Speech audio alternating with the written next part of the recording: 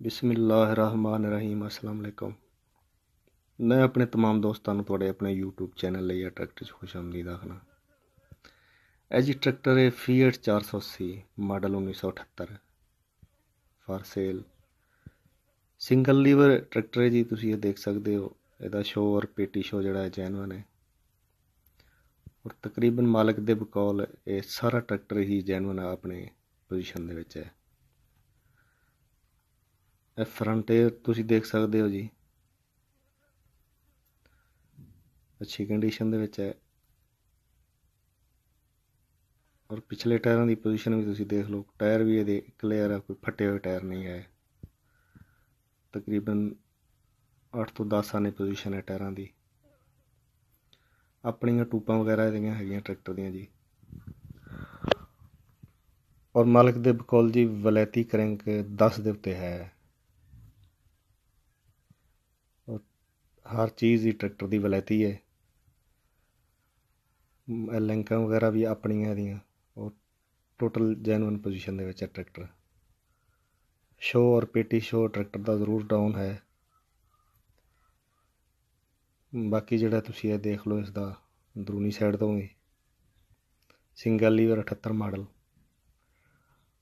और इसनूं नंबर लग्या होया भाई जी वehari पंजाब का नंबर लग्या होया। बाकी ये तुसीं देख लो पूरा ट्रैक्टर इस शेप का है।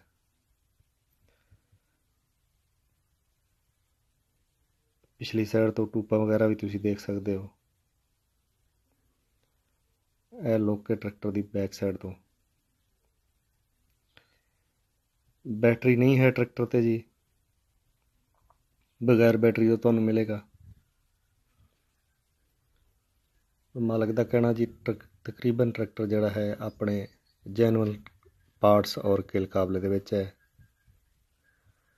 ते ट्रैक्टर की जिहड़ी लोकेशन है मेरे भाई वो खानेवाल नज़द कच्चा खूह है, उत्थों ट्रैक्टर तुहानूं मिल सकता है। यह फ्रंट तो लुक देख सकते हो तुसीं ट्रैक्टर की।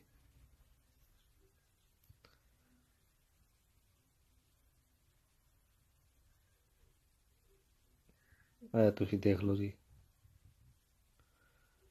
इसकी मालिक जी डिमांड कर रहा है 4.5 लाख रुपया। डिमांड काफ़ी ज़्यादा है ट्रैक्टर की, लेकिन 4 के नज़दीक तुहानूं ट्रैक्टर मिलेगा।